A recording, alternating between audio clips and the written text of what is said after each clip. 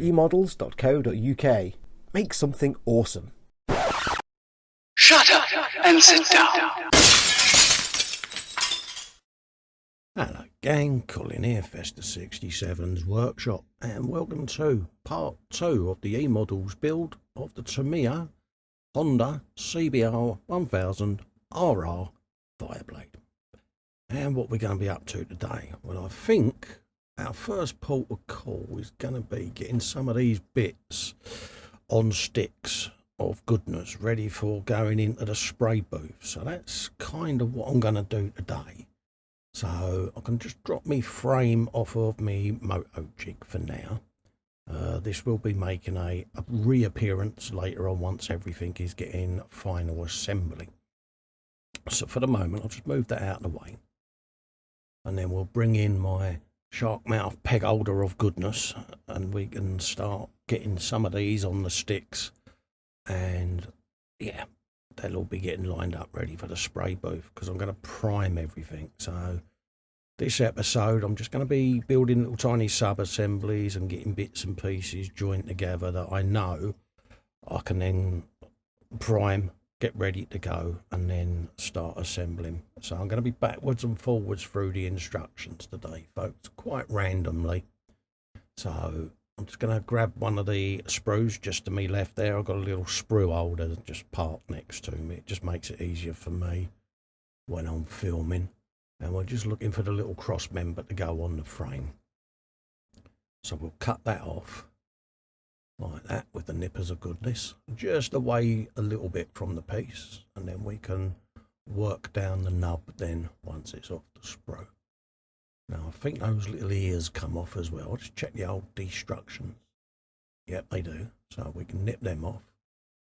So I'll get me finger of pointedness just to show you that section there. You can see these little ear holes hanging off the end there. Yeah, you want to clip them back, so you don't need them, folks. Just little bits like that. Get rid of. There you go. Just have a quick inspection just to make sure. Yeah, look at that. So that'll be getting put into the frame. I'll just quickly give it a quick sand.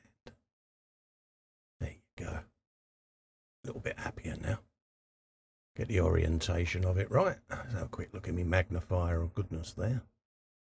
And then just scrape off the mould seam across the edge or the back of the frame there. Right. Shall we get a little bit of stickage going on, I think? Yeah. So I'll just do a quick dry fit. Let's get the orientation right, like so. There it is. And then just hold that in place with my finger. And I've got me glue just to me right here. So we'll have a bit of that. And we'll just join that all together. A little dab in each side. And that'll scoot along the joint with the capillary reaction. And that'll join that piece in. So that is pretty much where I need to be with the frame at the moment. So I think if we find a suitable place to put the clamp, get one that's already got black paint on it, just pop it up underneath there where the headstock is, right? And then when it comes to sprayed out, I can spin that around in my fingers and give that a nice larrapin of primer. Right, let's have a looky look at what next. Let's grab that. Is it that one? It's that one. There you go. And we'll get the underseat assembly out the way.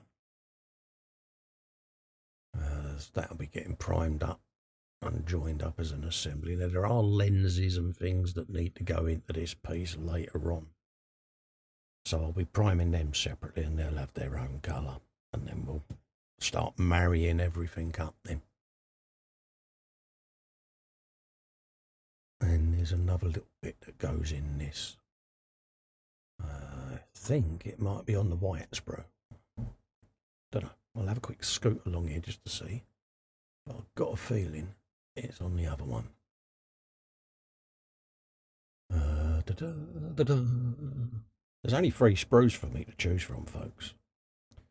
Yeah. I'll just drop that in there. On that one. Nope. I don't think it is. I think it's definitely on the white one. It's just this little box of tricks that goes up in the side there. Only a tiny piece.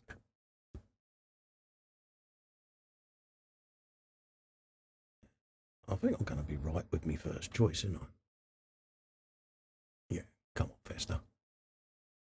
Dum dum dum dum dum. Yeah, don't be like Festa. Is it on here? No, that's the exhaust. There you go.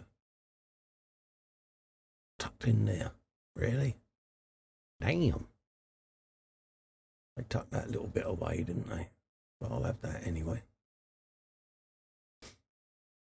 What else have we got to come off of there? I don't think there's anything else.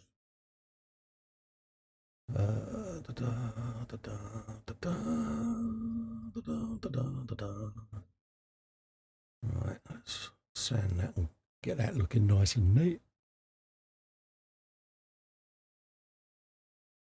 I'll just use my little scraper to go around this, and this is the little lens insert that I was on about that goes on the tail end under the seat there, and it's really got tiny little moulded lenses in there that all need painting up and everything, but it's going to get clipped and ready for priming, and then I shall come back and do all the detail work later on. But there's really tiny little lenses in there, little 3 each side, so remember that, folks, that you need to go back. Excuse me, you need to go back and paint them. So yeah, so I'll clip that on there like so, and I'm sure there's a little electronics box that goes on the side of this. There's a little cutout, this just by my finger there where my blade is. So I've got a feeling that we'll be putting that on in a minute. We'll have a look, because if it's painted the same colour, then obviously I'll just glue it on there. Give that a little sand. And I must admit, you know, I mean, we all rave about Tamiya bikes, but I must admit the moulding on this one, it really does seem that little bit extra. Yeah, no, I don't know whether they've invested in new CAD software or whatever, but it does seem a lot more detailed. So whatever they've done, it works. It really is a nice kit. And obviously, if you want to build along with me, pop over to eModels.co.uk up in the top left there, and have a look on the site. Grab one, bung it in your basket, grab it, and you can be building along with me. They really are worth getting one of these. It's a nice bike, and if you do like your bikes, then you got to want a Fireblade, didn't you? So let's have a look in the instructions there, of goodness, and see what we got going on. Yeah, I think it's on the white sprue coat. I think it is. Just have a quick look. Yeah, it is actually. Look, right down in the corner there. That tiny little thing. And that'll have a little pipe connected to it later on to resemblage the electronics wiring connections. And this tucks into that little nook just up in there like that. There you go. Just press it in. Hold it in with your finger. And I'll scoot a little bit of glue on both sides of that. So I'll shove a bit up under there. And then I'll hold it in place with my finger. And then I'll just drop a little bit behind there just in case it hasn't caught. There you go. Look at that. Another bit bites the dust, folks. Happy days. Right, let's have a looky loo. I think we might be doing a bit of the trolley in a minute. That holds the bike up. Might as well do the framework for it. The wheels will be done separately because they're going to be a totally different colour. But we can build the framework up on this and get this all assembled. Because again, when you come to display the finished bike, this little trolley is what the bike sits up on. So, well worth getting. Painting it up, making it look seriously nice, because it's going to be an integral part of the build. So, let's nip that off of there. So, and then we can go round and get rid of all the mould lines and all of that lot. I'm a bit fussy with mould lines, I must admit.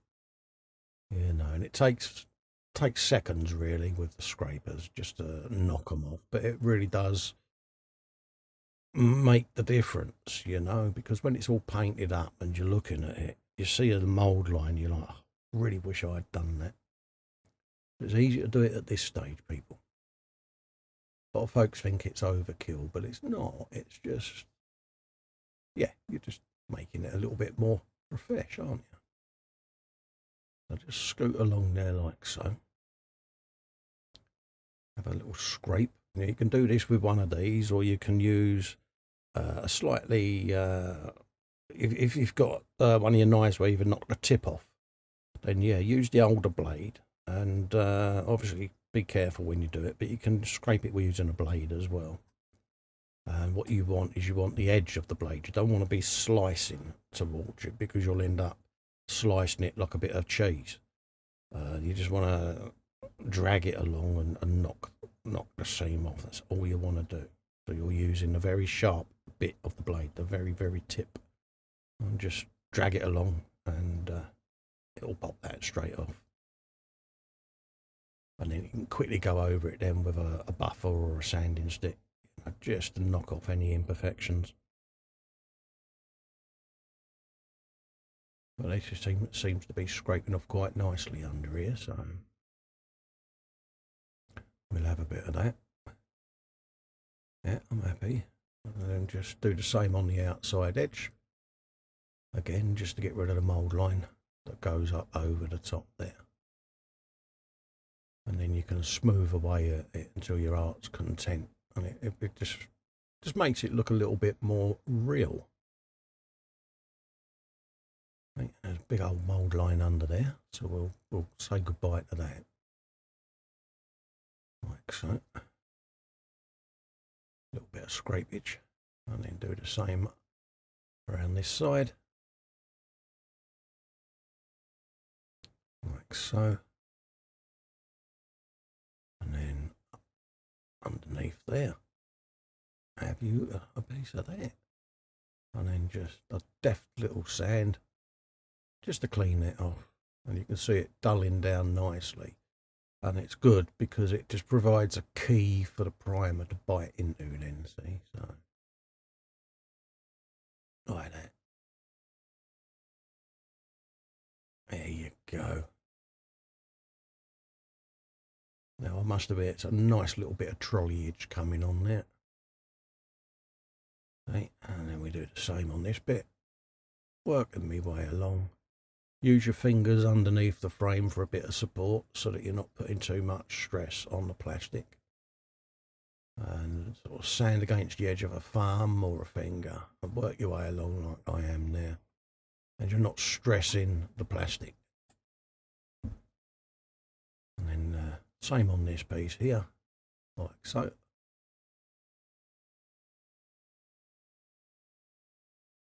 Pull the sander across, let the abrasive do the work, folks. I'm only gripping my sander tight so that I don't drop it, because I do drop a lot of things. So. Right, let's have a little dry fit just to see how that looks. And that seems to look like that goes in there that way round. But there. So, bit of extra fin. Bump. Have you some of that? And then just pop that in place. There you go. Little press with the fingers. Done. I know. Right, and then we'll do the same that side. Bit of extra fin on the tongue there. Like that. Grab the other side. Line it up. Press. Look at that. See? Another bit done. So again, bung that on a clip, ready for primer.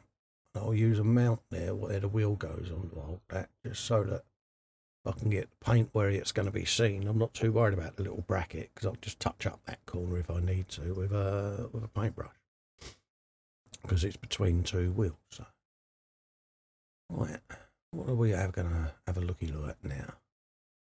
Going to leave the suspension, springs and all of that lot for the moment.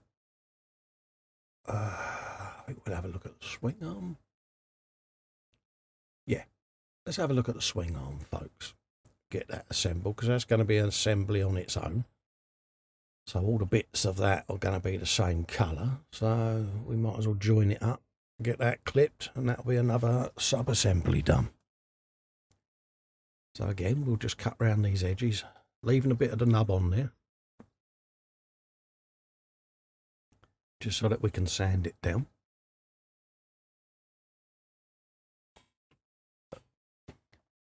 Chop out the centre brace there. Excuse me. And probably pop the ugger off as well with an H. Because I've got a little idea for that. I want a carbon fibre decal wrap that little bit, just to make it slightly different. Now, the production bike, I can't remember off the top of my head whether it had carbon on it, but this one's gonna have, because I can. The guy that owns the bike thought it'd be a little bit of a suave dude and got himself a carbon fibre ugger as aftermarket and bunged it on his bike. And it just makes it a bit unique, doesn't it? Not a massive amount of carbon fibre, but just a little bit, just to say, I've got a bit of carbon fibre on my bike and you ain't. So there you go. And James, when he's at the counter at eModels, when someone comes in and sees it underneath there by the counter, they go, "Oh, that's a nice Fireblade." James can say, "Yeah, but ours has got carbon fibre on it as yours." See? Bragging rights for James. There you go. Anyway, let's get that smoothed out. Get a clip on there. And we'll put that right in the corner there, so that I know the ugger is going to be carbon fibred. I'll get a chance, might do it at the end of this episode. Yeah. Right, let's have a look, see which bits stay on and which bits don't. I've got my instructions just to the left of me there, so I can quickly check. And again, there's some mould lines here that you want to get rid of, so just give them a scrape, get rid of them. All the way along there, like so. And then just run the sander over there, just to dull it down. And what this also does is, if you've still got a bit of a seam, you'll see a very shiny black line down the middle of it. So then you just go back at it then with your scraper, until when you go over it again with your sander, you end up with a matte look to the plastic that's consistent. And that's your seam gone then, see? Look at that. Whoa. Yeah. Have you a bit of that? And let's quickly knock off the bit that goes around there by the spindle mount. Have you a bit of that? Like so. And come along now. I'll just give that a little tease. There you go. Whoa. Yeah. And there's a tiny mould line there going along there. So we'll get rid of that. So, little knot edge off there with a sander. And yeah, it looks like there's one just there as well. So we'll get rid of E. Yeah, there it is, little diagonal one. See him? Yeah. Don't want that on there, do we? Oh yeah, I can remember trying to think of the build it was, where I thought it was a mould line, and it was actually, I think it was on a vintage car, and I thought, yeah, that's a mould line that goes down the back fender, and it turned out that it was actually a chrome detail that you actually had to paint on the model, and I had scraped it off. So in the end, for the build, I completely went for a D-chrome clean look with shaved handles and all of that lot. So I recovered the build, but yeah, read your instructions just in case.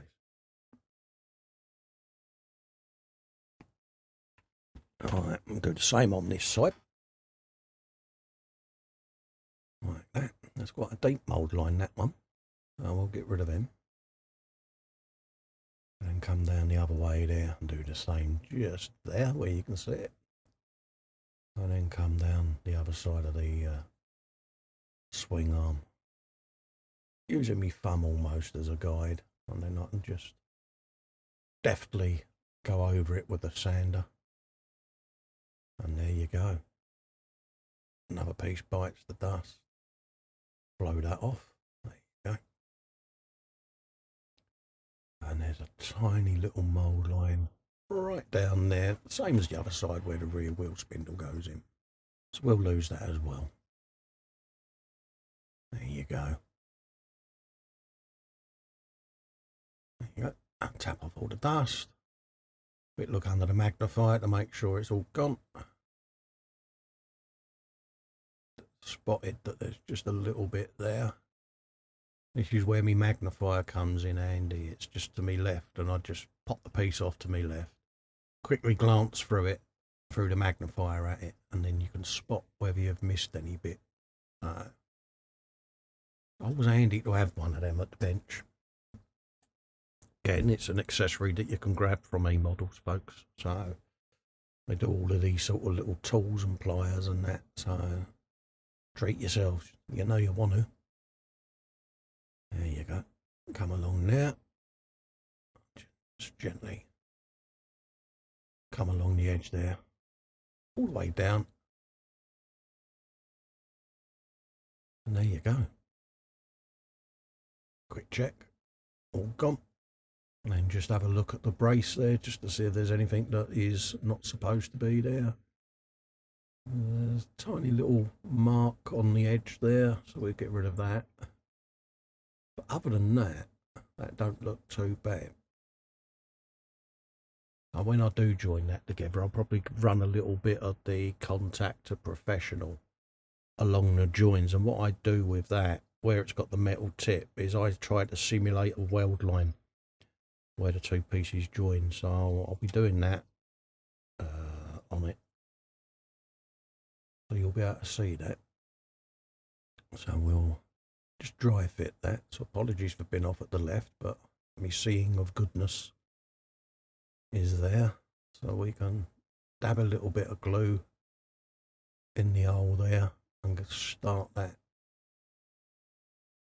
by locating that tiny little peg there into the hole. Now I can grip it and then just scoot a bit of extra fin around the seam there, just like that. And then when you press it together, it just scoots along the seam. That's all you need. A little dab. It's like zoop. There you go. I might just whop a bit along that seam once it's both parts together. Right. There's another little bit that goes in the other side of the swing arm. There it is, right down there. So we'll get that in place before we join the two halves together, folks, because it'll be easier fitting it just to the one half. So we'll cut that off. And just make sure that I'm actually cutting off the bits I need.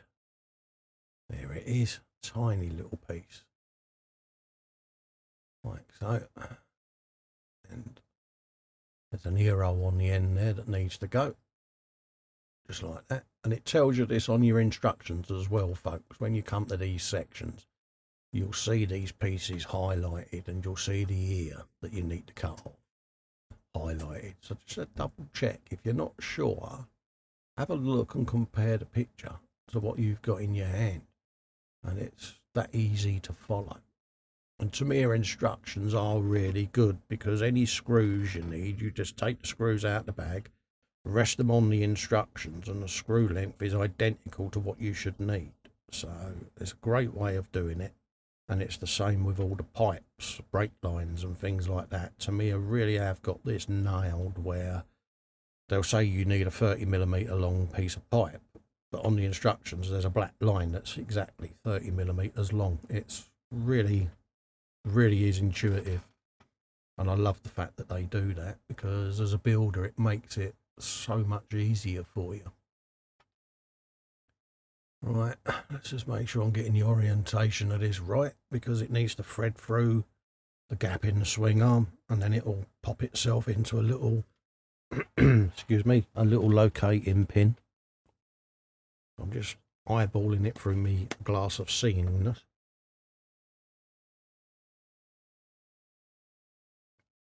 Making sure that when I put the glue on, it goes in the right spot. And this is where dry fitting comes into it, folks. It's always best to dry fit your stuff.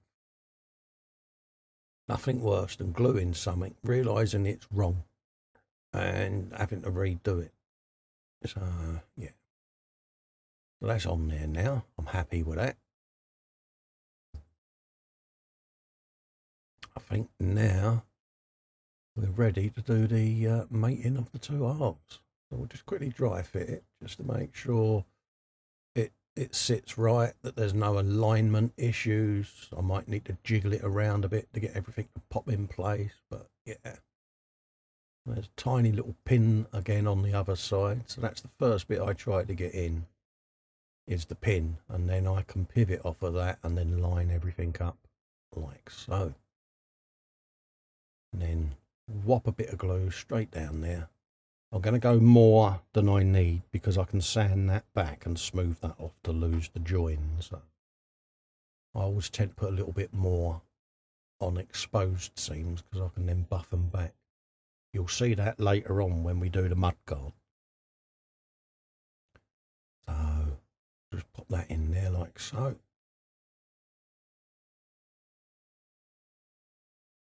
Just like that.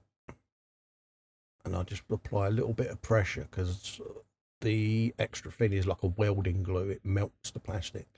So if you just put a little bit of pressure on it, it will squeeze the plastic out into a little raised line. And then you go back at that with a sander, and you end up merging the two pieces of plastic into one, and you lose the seam. Make sure that that's all lining up. Might put a little extra dab in there. We'll see how it joins together. But we can put that up there now, safe, with the rest of the bits.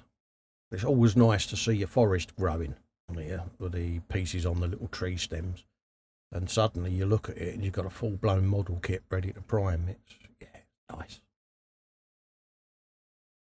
So let's have a look at the next section. I think we'll get the discs and all of that lot off, and the wheels. Probably get the front forks off as well. So we can start getting through this sort of stuff. And again, with the wheels there, you've got a couple of little nubs poking up. But they're going to be inside the tyre anyway, so you won't see them. So we'll just scrape them off. Them nubs. Get rid of them. Get the other wheel off. Same process. Leave a bit of the nub on there. Pop it off the sprue. Bung that back out the way. And then it's a matter of going around with your scraper, knocking it off. Not too fussed about leaving it perfectly smooth, because this lip is inside the rear tyre and the front tyre. So, yeah. Wouldn't fuss too much over it, folks, but obviously you don't leave a big 2-inch long nub on it, because you'll have a lump on your tyre. So we'll slap that in there. let's have a look at the instructions. I think we'll get I think we've got brake calipers to do. We've got the chain to do. So we've got a few little odds and bits to do. So chain's on there, so we'll put that out the way for a minute. And we'll have a look at doing some brake calipers, I think, folks. So we'll grab the sprues that I've got them on. And then there's the discs, I can see them. So we'll have them off in a bit as well. So yeah, we can get quite a few on pegs today, peeps. Right, let's have a look for the front caliper. Might do the rear caliper first, actually. Being that I can see that right in front of me. So let's knock that one off. Like so. Get that in off of there. Get rid of the nub. And then the other half of it is literally right there. Right next to it. Right there. Cool. I'll just pop the sprue back in the rack. And then we'll look at getting rid of any mould lines. Checking the caliper to make sure it looks nice and neat. Go around the edge with a scraper there to get rid of the nub. And these are tiny fiddly little bits, folks, so bear in mind. Your carpet monster might be sitting there licking its lips thinking it's going to get fed. So do what I do. Normally when I start doing small bits like this, I look at the sprue and I cut off a little bit of sprue that I don't need. And I just flick it down to the carpet monster. So the carpet monster can be chomping down on that bad boy whilst I'm quickly fettling with these little small bits. See? So you're beating your carpet monster, folks. See? This is Festa teaching you things. I know. Little tiny dab of glue on each of those lugs. And then I let it just go off a tad. And then I'll put the two halves together. And it just gives it time to start melting the plastic, because I don't really want to get a big wodge of glue buried in there, because I want the wheels to spin, don't I? And then just press the caliper halves together, just like that. Give it a little squeeze. Eek, like that. There you go. And straight on a clip, so that you don't feed it to the carpet monster, because he's chewing on that bit of sprue, don't forget, and he's probably nearly through it already. So if you've got any more small bits, do yourself a little row of sprue off cuts, and then just flick one off every now and then. Keeps the carpet monster happy. Right, let's have a looky at the instructions. Let's see what wonderful things we got to do next. Right, it's gonna be. Let's have a look. Is that the sprue there? Eeny, meeny, miny, mo. Is that the one? Yeah, there it is. Let's grab that. Let's get that piece.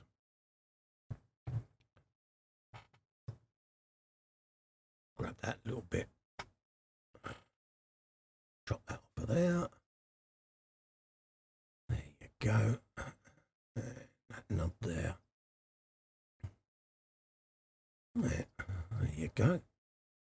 We've got the chainage, folks.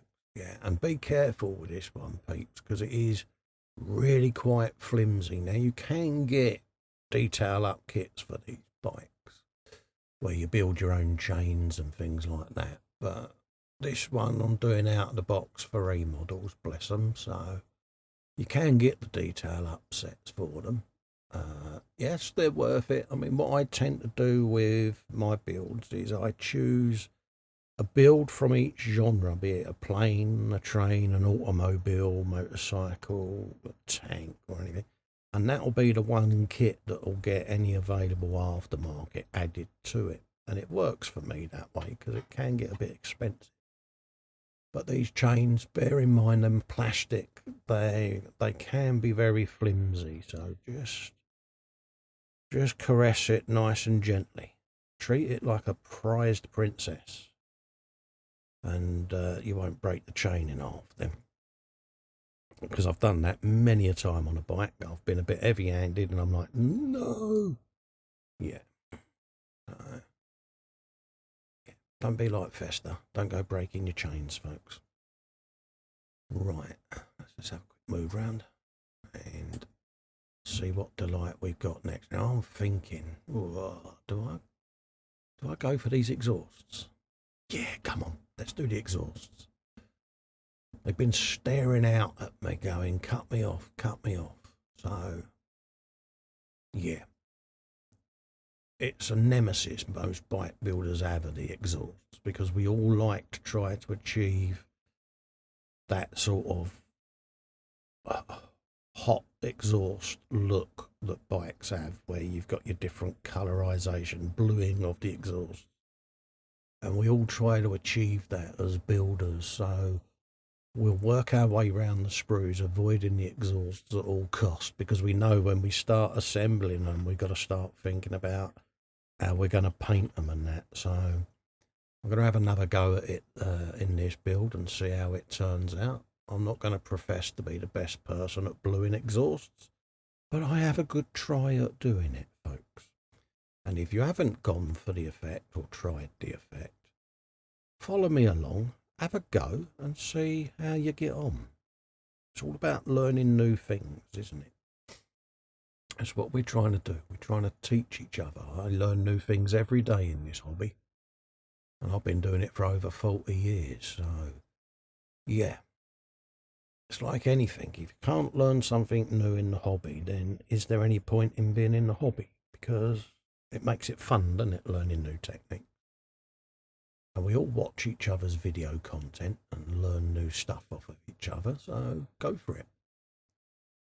I'm just getting off all these mould lines, because when you hold the exhaust up to the light, you'll see that there's a big old mould line that goes right the way along all the curved sections. So you want to knock that off and get rid of it, because when you spray these up and start doing your bluing effect, if you've got a seam on there, it will find it and it will spoil your entire look. So this is the crucial one to get rid of all your seam lines on, because normally it's the first thing that bike builders look at is the exhaust. They go, oh, I like your exhaust, mate. So yeah, take a little bit of TLC with it, because the time spent at this stage saves a load of heartache at the end after you've done a really beautiful exhaust job, because a dirty great seam down the middle is going to kill it, isn't it? You know, it's a bit like Lady Di, may she rest in peace. You know, if she'd had a big hairy mole on the end of her bugle, you would have gone, well, don't know, it don't look right, does it? Bless her. So, yeah. Have some of that. Get rid of that seam. All the way down there, and then over the top. And again, I've got flexi-file sanders and things like that I can go over the exhaust with, just to get that seam off when it comes to sanding. So you can sit there for ages doing these, and if you think it needs more, then it does.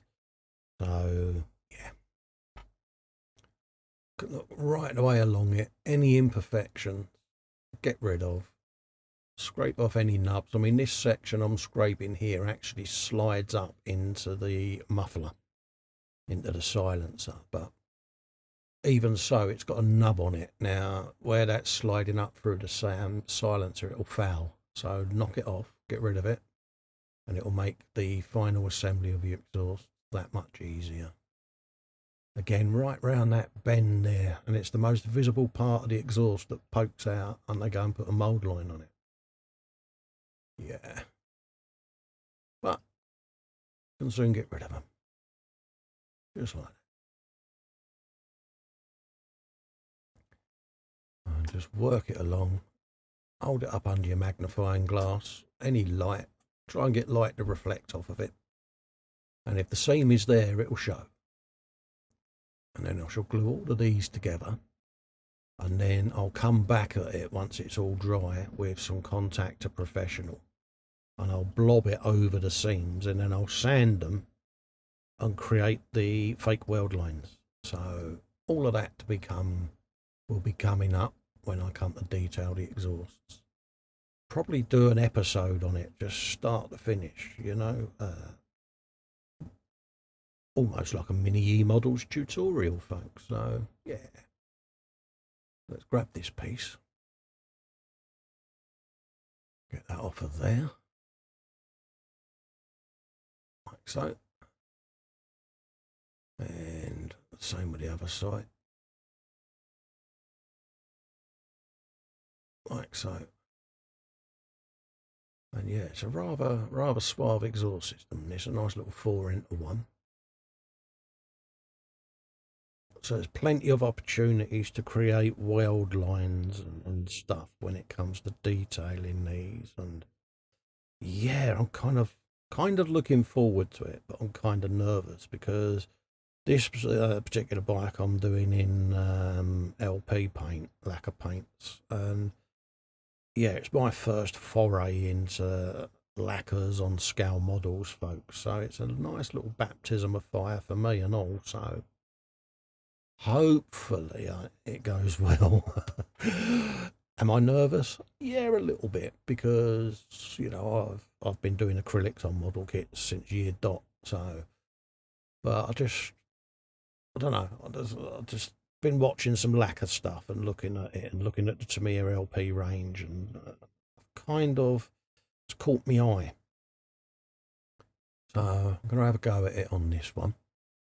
Got a couple of car kits that I'm going to do it on and all. And yeah, so have a think about it, folks. Lacquer paints aren't for everyone because of spraying indoors and respirators and all of that lot. But this is why I do the voiceovers on the audio there, because I can then sit there wearing my respirator when I come to paint in a nice, well-vented place, spray away until my heart's content, and then voice over it at the end.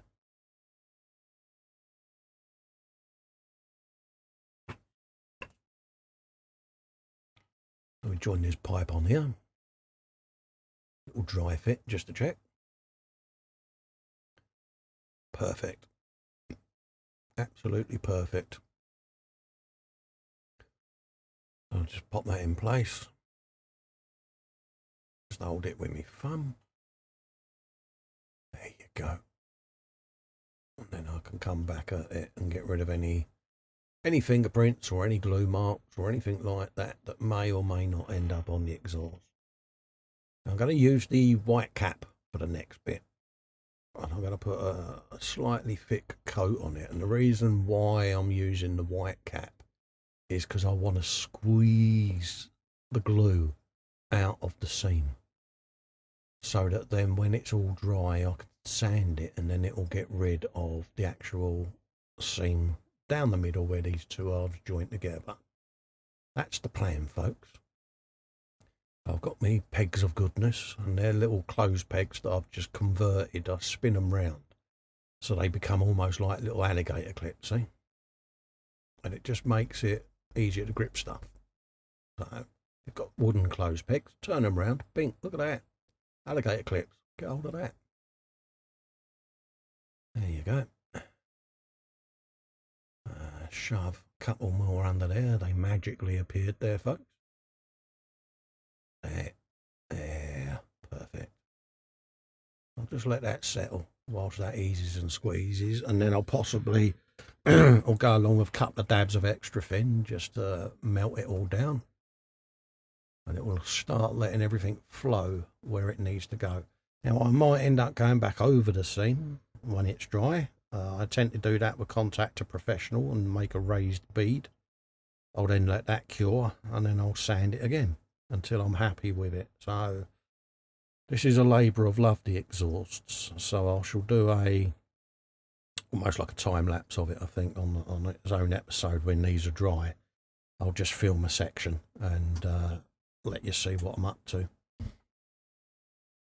on how I'm getting rid of all the joins and that, because yeah, not everyone knows that you can do it that way. There's loads of different techniques for doing it, but it's what works for me. And we'll just grab those.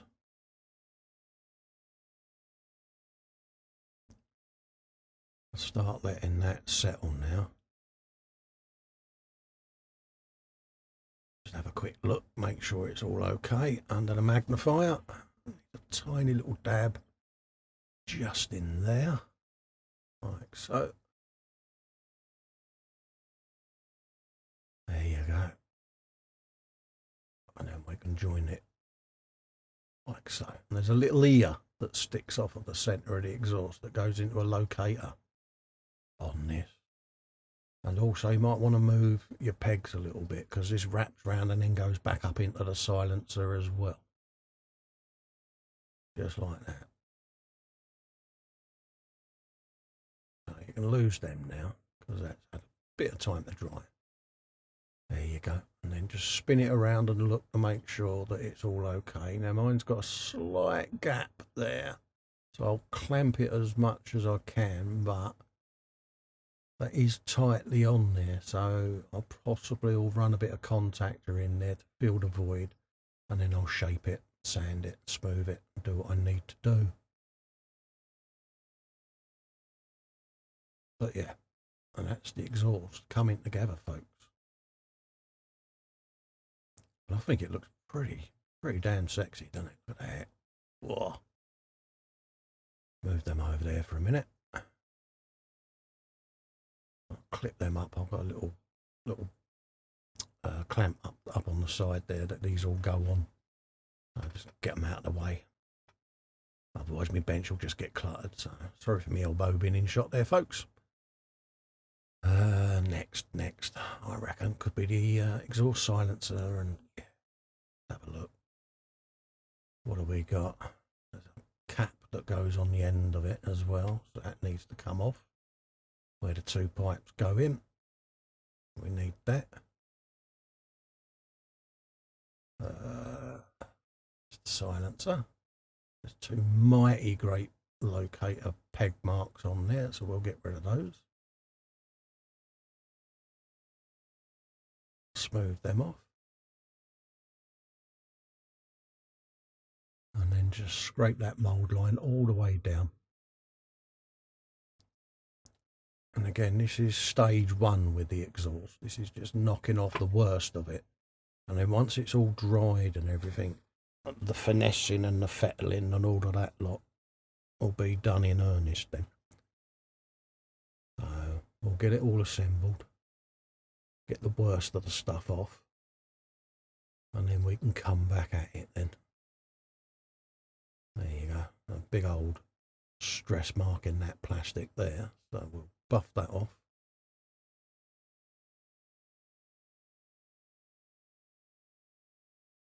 Work my way along there, and that's just knocked that down enough for it to start feeling it's disappearing. Let's try and round those around. And they will have a shadow throughout the plastic, so as long as they feel smooth under your finger, they will disappear. That's just a shadow mark that goes right the way through to the other side. So let's put the silencer down and look for the end cap. So there. And that's got the two holes then that the exhaust goes into, where it joins the front of the silencer. Yeah. Like so. And then this bit is going to go in there. And check your instructions, folks, because it goes in a certain way. Okay, so double check your instructions because it presses in, because you've got the sealing cap that goes on the end of this that finishes off the end of the exhaust. So bear that in mind, peeps. Have a good looky-loo. See, because that piece then fits in the locating hole, like so. Right, of the silencer, and the silencer literally just slips on the exhaust. It can only go on the one way. You'll see as soon as you put the silencer cap on that, yeah, just slide it on and the two pipes will pop straight in. So that's that. We've then got a bracket, or the exhaust hanger, so we want that on there. And we'll be looking to make sure we orientate that in the correct way as well. So the instructions will show you that. And there's some other little plates and accessories that fit on the exhaust system as well. So I'm going to get all of them off. And we'll pretty much have the exhaust then buttoned down with all of the attachments on it, so that I can then know that it's all done and not worry about it. So have a look at the instructions, hold the exhaust in exactly the way the instructions show you, so that when you put the exhaust hanger on, it's the correct way. First things first, we'll put the side plate on. And that locates in the two little dimples just on the side there, peeps. Like that. Bink. Like so. Give that a press, let the glue bite. Another bit bites the dust. What next? What next? What next? You've got that piece there, sits just on top of the little locating peg. I'll pop that on, like so.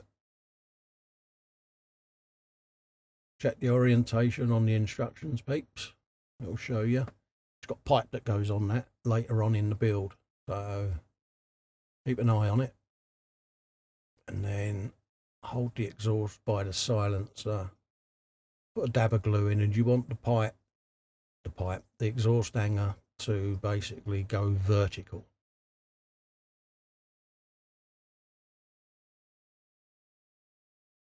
So when you look at it, it's perfectly straight up. Because if you put it on wrong, it's going to sort of be at 10 o'clock, and you don't want it at 10 o'clock, you want it at midnight. That's the easiest way of explaining it. Like that. See, it's at midnight. There you go. 12 noon. Bosh. That now can sit there, dry. I'm going to leave that for at least 2 or 3 days.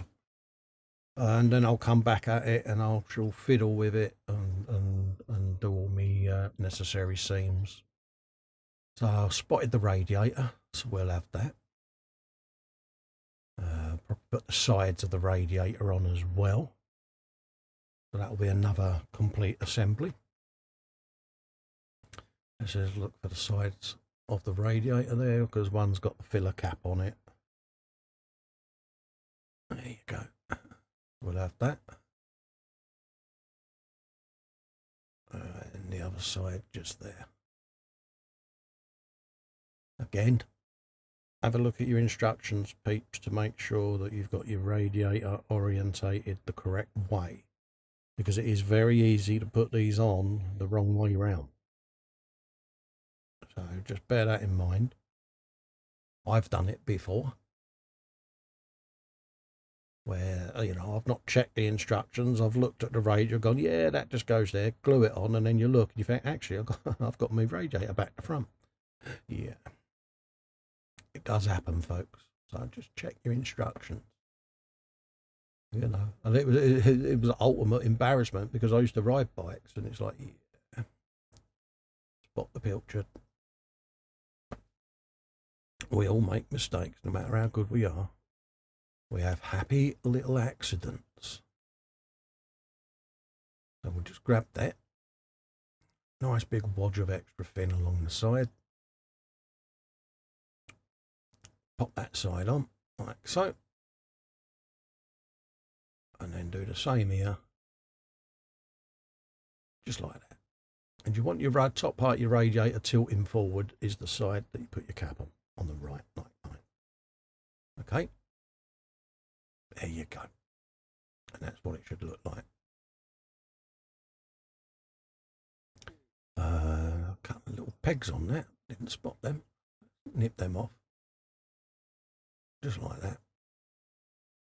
And like that. There you go. Quick scrape. I got carried away there. Got to take nubs off. Shock horror. There you go. Blow them out. There you go. there's a mounting peg just there. So we'll put that there. And we're not far off of wrapping this episode up, folks. So pop along to eModels. Go and visit the store. If you want to grab one of these, put it in your basket. Thanks for watching. And I'll tune in to part 3 shortly. Bye-bye for now.